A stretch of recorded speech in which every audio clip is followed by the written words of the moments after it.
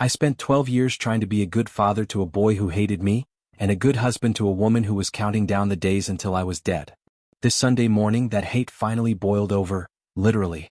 My wife threw scalding coffee at me, her son stood there smiling, and I walked away in complete silence. That silence saved my life. Because what I discovered in the next 72 hours proved that coffee wasn't rage, it was a warning of what they'd already set in motion. Viewers, have you ever had that gut feeling that something was wrong but you ignored it to keep the peace? What happened to me will make you never ignore that instinct again. Share your experiences below. Before this story begins, subscribe. You'll never look at relationships the same way again. My name is Aaron Park and I'm 47 years old. I work as a civil engineer here in Tacoma, Washington, designing bridges and reinforced structures that are supposed to last generations. There's something ironic about that now, considering I couldn't even build a marriage that lasted without crumbling. This morning, Sunday, March 15th, started like any other. Soft light filtered through our kitchen blinds overlooking Commencement Bay. I was making scrambled eggs and turkey bacon, simple rituals that make you feel like everything is normal, like the foundation beneath you is solid. My wife Linda was still upstairs in bed, or so I thought. Her son Johnny, my stepson, was supposed to be staying at his girlfriend's apartment across town. But the front door had just slammed downstairs, and heavy footsteps were pounding up toward the kitchen. I met Linda 13 years ago at a construction site safety seminar. I'd been recently divorced, no kids of my own because my ex-wife and I tried for years but couldn't conceive. Linda was a single mother with a 9-year-old boy, working as a paralegal and barely keeping her head above water. I fell hard for her determination, her warmth, the way she protected her son like a lioness. Johnny seemed like a good kid back then, quiet and respectful. I thought I could be the father figure he needed. I thought we'd become a real family. I was building something permanent. 12 years later, standing in that kitchen with steam rising from the coffee pot, I was about to discover that everything I'd built was constructed on sand. Johnny burst through the kitchen doorway looking like he'd been awake for days. His eyes were bloodshot, pupils dilated, hands trembling as he scanned the counter frantically. He was 22 now, supposedly enrolled at Tacoma Community College, but I'd noticed him dropping classes lately, sleeping until 2 in the afternoon, always needing money from his mother. "Where's Mom?" he demanded, not even glancing at me. Before I could answer, he started rifling through kitchen drawers with desperate urgency. He grabbed Linda's spare car keys, her checkbook from the bill basket, and then his hand closed around her prescription bottle of Ambien sitting on the counter from last night. I remembered her taking one before bed, complaining about stress. "Johnny, what's going on?" I kept my voice level, engineer calm. "Why do you need your mother's things?" He froze mid-reach, jaw clenching. "Stay out of it, Aaron. This doesn't concern you." That phrase had become his anthem over the past year, ever since Linda's mother died and left her $180,000. I'd suggested investing it, paying down our mortgage. Linda wanted to help Johnny get on his feet. She'd already given him $40,000 for some business venture that never materialized.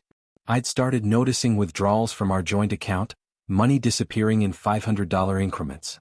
When I'd asked Linda about it, she'd gotten defensive, accused me of being controlling. That's when I saw it protruding from Johnny's jacket pocket, a plastic baggie filled with small white pills. My blood turned to ice. "Johnny, is that what I think it is?" My voice came out harder than I intended. He shoved the baggie deeper into his pocket, but we both knew I'd seen it clearly. Small white pills, dozens of them, maybe hundreds. "It's none of your damn business," he spat back at me. "Like hell it isn't. You're in my house, stealing your mother's medication, and you've got—" I said it's none of your business. His voice cracked, oscillating between rage and something that sounded like desperation, maybe fear. "You're not my father. You've never been my father. Stop pretending you have any say in my life." The words hit me like a physical blow to the chest. For 12 years I tried everything. I went to his little league games when his real father never showed up, not once. I helped him with algebra homework at the kitchen table until midnight. I taught him to drive in empty parking lots on Sundays. I paid for his first car, a used Honda Civic I'd personally inspected to make sure it was safe. When he graduated high school, I was the one in the audience cheering loudest because his biological father was too busy with his new family in California to make the trip. And Linda always took Johnny's side in every disagreement. Always. If I ever tried to set boundaries or suggest consequences, she'd accuse me of being harsh, of not understanding what it's like to be a mother. I'd learned to stay silent, to keep the peace. That's when I heard footsteps on the stairs. Linda appeared in the kitchen doorway, and from the look on her face, I realized something that made my stomach drop. She already knew everything. Linda stood there in her bathrobe, hair uncombed, but she was wide awake. Too awake for someone who'd supposedly been sleeping moments ago. "What's going on?" she asked, but her eyes went straight to Johnny, not me. It was a performance, a script they'd rehearsed. "Your son has been stealing your Ambien," I said flatly, my engineer's mind cataloging evidence. "And he's got a bag of what looks like pills in his jacket. Linda, he needs help. We need to get him into treatment. We need to what, Aaron?" Her voice turned to ice, sharp and cutting. "You need to stop harassing my son like he's some kind of criminal." I stared at her, genuinely unable to process what I was hearing. "Harassing? Linda, he's clearly in trouble. Those pills? He's stressed. College is hard. He made a mistake, and you're standing here like some kind of prosecutor trying to destroy him." "A mistake?" I couldn't believe the words coming from her mouth. "He's been stealing from us. The money from your mother's inheritance. Where has it actually been going, Linda?" The silence that followed told me everything I needed to know. Linda's face changed, not with shock or confusion, but with calculation. She knew. She'd known all along where that money was going. For months, maybe longer, she'd been funneling cash to Johnny behind my back. Throughout our marriage, whenever Johnny got into trouble, crashed the car, got suspended from school for cheating, racked up credit card debt, Linda had always made excuses, always shielded him from consequences. And I'd always been cast as the villain for suggesting accountability. Johnny's next words changed everything. "Maybe it's time Aaron minded his own business. This is our family money, not his." I saw the coffee mug before I felt it. Linda grabbed it from the counter, my mug still half full of scalding coffee I'd poured myself minutes ago, and hurled it at me with a force I didn't know she possessed. The ceramic shattered against my shoulder, hot liquid searing through my shirt, splashing across my neck and the side of my face. The pain was instant and blinding, but worse than the physical agony was the look in her eyes. Pure hatred. Not anger or frustration, but genuine hatred. "Get out!" she screamed, her face contorted with rage. "How dare you accuse my son? After everything I've done for you? I gave you a family. I let you into our lives when you had nothing. And this is how you repay me." In that crystallizing moment, standing there with coffee dripping down my arm and my skin burning, I understood something I'd been denying for years. I hadn't married Linda. I'd married into a closed system, a unit of mother and son where I was always going to be an outsider. Every decision I'd thought we'd made together, buying this house, planning our finances, discussing boundaries for Johnny, none of it had been real collaboration. I'd been tolerated. Useful for my income, my stability, my willingness to play father to a boy who hated me. But I was never truly family. I was a resource to be extracted, a wallet to be emptied. I didn't say a word. Instead, I pulled my phone from my pocket, feeling hot coffee still dripping down my forearm. I opened the camera app with shaking fingers. And I started recording everything. "What are you doing?" Linda's voice went shrill, panicked. "Stop recording. Stop it right now." I didn't stop. I panned the camera slowly and deliberately, the shattered ceramic pieces scattered across the tile floor, the coffee stains splattered across my shirt and pants, the prescription bottle Johnny had dropped on the counter when he'd backed away during the explosion, my reddening skin already starting to blister. "Aaron, I'm warning you. You're warning me?" My voice came out quiet, eerily calm. That seemed to scare her more than yelling would have. "I'm documenting an assault, Linda. And theft. And whatever your son is involved in, that requires bags of pills and your prescription medication." Johnny's face went pale, the smug expression draining away. "Mom, shut up, Johnny." She pointed a shaking finger at me, her hand trembling with rage. "If you don't delete that video right now, I'll call the police and tell them you attacked me. I'll tell them you've been abusing me for years." I met her eyes steadily, my phone still recording. "Please do. I'll wait right here while you make that call." 6 months ago, I'd started preparing for this moment without fully admitting to myself what I was doing. After Linda had accused me of financial abuse during an argument about Johnny's spending, after she'd threatened divorce and threatened to paint me as controlling and manipulative, I'd quietly started protecting myself. I kept copies of bank statements, printed emails, saved text messages. I'd even consulted a lawyer named Patricia Chen just in case. I had a go-bag packed in my truck with clothes, documents, and cash. I walked to the front door, still recording. Neither of them followed me. By 11:30 that morning, I was sitting in a coffee shop 3 miles away, my neck bandaged, meeting with Patricia Chen. She'd been on retainer for 6 months, a precaution that now seemed prophetic. The cafe had good natural light, and I'd chosen a corner table where we could talk privately. My laptop was open, multiple phones on the table. Your wife has already filed a protection order, Patricia said, sliding legal documents across the table toward me. She's claiming you've been emotionally abusive for years, controlling her finances, and that this morning you became physically aggressive and she threw the coffee in self-defense. I showed her the video I'd recorded. She watched it twice, her expression darkening. Then she made a phone call to someone I couldn't hear. What Linda didn't know, what she couldn't have known, was that I'd installed security cameras throughout our home 6 months ago. Not hidden cameras. I told her they were for home security after our neighborhood had experienced some break-ins. She'd agreed enthusiastically, even helped me choose where to mount them. They covered every main room including the kitchen. Cloud-backed storage she couldn't access or erase even if she found the system. Patricia had already subpoenaed the footage before Linda's protection order hearing could proceed. Those cameras would destroy her self-defense narrative completely. But that wasn't even my biggest move, not by far. Patricia looked up from her phone, her expression grave and concerned. Aaron, the police want to talk to you immediately. But not about the assault charges. They want to talk about Johnny. Apparently, they've been building a criminal case against him for 3 months.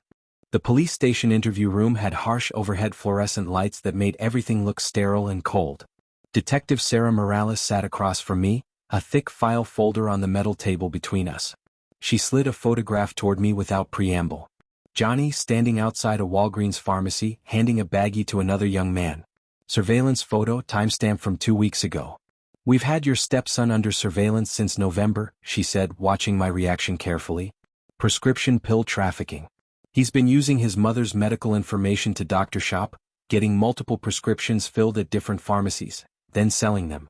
We've documented at least 40 separate transactions over 4 months. My hands went numb, fingers tingling. The reason I'm telling you this, Mr. Park, is that some of those fraudulent prescriptions were filled using your insurance information too. Your name appears on medical fraud reports. We've been trying to determine if you were complicit in this operation or if you're a victim. I had no idea, I whispered, my voice barely audible. We believe you, she said, her tone softening slightly. Your financial records show you tried to restrict access to accounts. You questioned withdrawals. She pulled out another document, bank statements covered in yellow highlighting. Your wife, however, is a different story. We have records showing she withdrew $85,000 from her inheritance account over the past 8 months. We've traced a significant portion of that money to accounts linked to known dealers in the Tacoma area. Mr. Park, we believe your wife wasn't just enabling your stepson's addiction and criminal activity. She was actively financing his entire operation. I thought about all the times Linda had defended Johnny's medical needs, his stress, his anxiety. She'd convinced me he had legitimate conditions, depression, ADHD, panic disorder, that required multiple medications from different doctors. I'd felt guilty for doubting her, for questioning why a 22-year-old needed so many prescriptions. She'd weaponized my sympathy, used my desire to be a good stepfather to blind me to what was happening in my own home. I remembered the arguments we'd had, how she'd accused me of being unsupportive, of not understanding mental health, of stigmatizing her son's struggles. And the worst part, the part that made my chest ache, was that I still loved her. Even knowing all this, even sitting in this cold police station learning that my wife had been committing felonies, part of me still loved the woman I'd thought she was 13 years ago. That woman probably never existed. There's something else, Detective Morales said carefully, pulling another document from her folder. We need to ask you about a life insurance policy.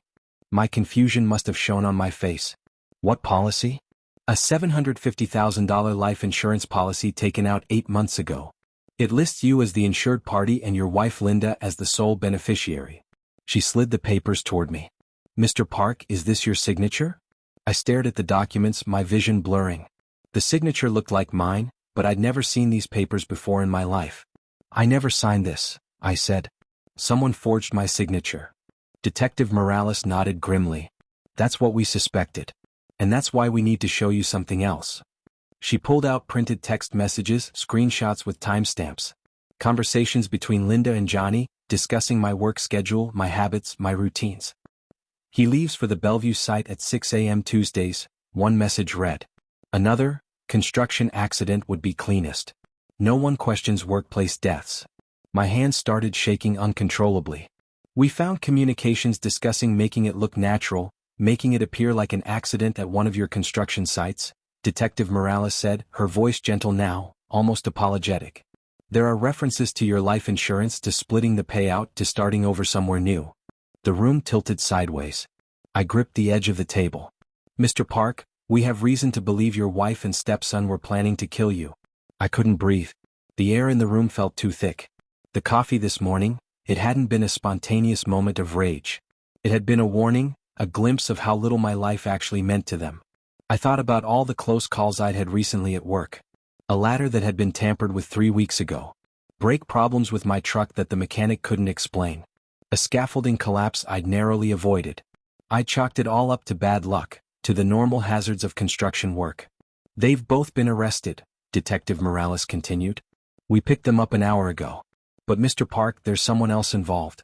Someone who was supposed to carry out the actual plan." She slid a final photograph across the table. A man I recognized immediately. "Do you know this person?" My voice came out as a whisper. "That's Daniel Torres. He worked at my construction firm." 3 months later, I'm standing on the balcony of my new apartment in Seattle, watching golden hour light paint Puget Sound. Behind me, moving boxes are still stacked against the walls, half unpacked. I'm holding a coffee mug, a new one I bought myself, and for the first time in months, my hands aren't shaking. Daniel Torres had worked at my firm for 6 months before quitting suddenly last fall. He'd met Linda at a company barbecue I'd hosted at our house, one of those obligatory summer events where I'd grilled burgers and made small talk. I'd thought they'd just chatted politely by the cooler. They'd been having an affair for 4 months. He was supposed to stage my accident at a work site, make it look like faulty equipment or human error. In exchange, he'd receive $200,000 once the life insurance paid out. But Daniel got cold feet at the last moment. Maybe he developed a conscience, maybe he got scared, but he went to the police instead. That's why I'm standing here breathing this cool evening air instead of buried in a coffin. Linda and Johnny are both awaiting trial. The charges include conspiracy to commit murder, insurance fraud, prescription drug trafficking, medical identity theft, and a dozen other felonies. Their bail was denied. Linda's inheritance is frozen, being used to pay restitution. The house is in foreclosure. It was in both our names, but with my income gone and her assets seized, the bank is taking it. Johnny's girlfriend testified against him. Turns out she'd been keeping her own records, terrified but not knowing how to escape. She's safe now, living with family in Oregon. If this shocked you, subscribe, like, comment and share, because the next story is worse.